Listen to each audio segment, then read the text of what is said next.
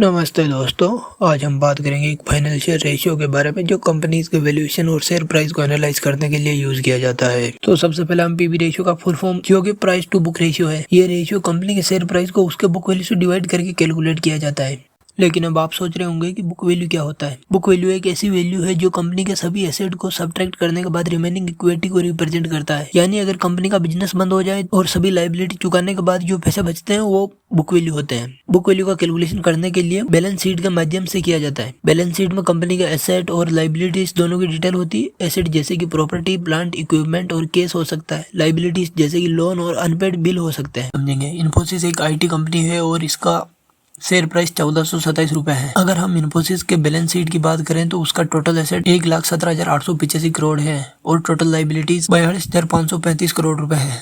तो इन्फोसिस की book value per share calculate करेंगे। Book value per share is equal to total asset minus total liabilities divided by number of share, जो कि 1,17,885 करोड़ रुपए minus 42,535 crore रुपए divided by 419 crore is equal to 179 rupees.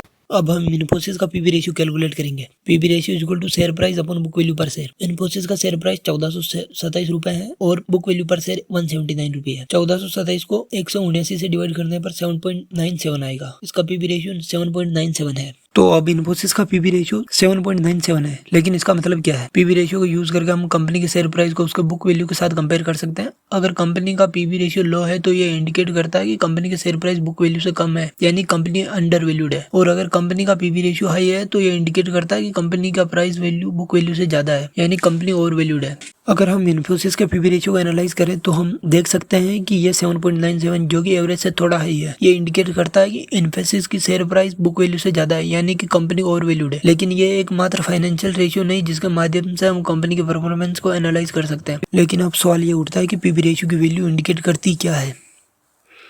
अगर PB ratio 1 से कम है तो ये इंडिकेट करता है कि कंपनी के शेयर अंडर प्राइस्ड है और ये बाइंग अपॉर्चुनिटी हो सकती है। लेकिन अगर पीबी रेशियो 3 से ज्यादा है तो ये इंडिकेट करता है कि कंपनी का शेयर ओवर प्राइस्ड है और सेलिंग अपॉर्चुनिटी हो सकती है। और अगर पीबी रेशियो 1 to 3 है तो ये कंपनी को तो ओवर वैल्यूड दिखाता है लेकिन होल्डिंग अपॉर्चुनिटी हो सकती है। तो ये था पीबी रेशियो के बारे में जानकारी। अगर आपको एक इन्वेस्टर हो और आपको शेयर खरीदना चाहते हो तो आपको पीबी रेशियो के साथ साथ और भी फाइनेंशियल रेशियो जैसे पी रेशियो, REO और डेब्ट टू इक्विटी रेशियो को भी एनालाइज करना होगा। इन सभी रेशियो के माध्यम से आप एक कंपनी के ओवरऑल फाइनेंशियल हेल्थ और फ्यूचर ग्रोथ प्रोस्पेक्ट को एनालाइज कर सकते हैं। लेकिन अगर स्टॉक मार्केट में इन्वेस्ट करते समय हमेशा अपनी रिसर्च जरूर करें, जिसका आपको पता चलेगा कि मार्केट में एक्चुअली चल क्या रहा है। उम्मीद है आपको ये वीडियो पसंद आया होगा। अगर आपके मन में और भी कोई सवाल है तो कमेंट सेक्शन में लिख कर पूछ सकते हैं और हमारी वीडियो को लाइक करें और चैनल को सब्सक्राइब करें। हम फ्यूचर में भी ऐसी इन्फॉर्मेटिव वीडियो लाते रहेंगे।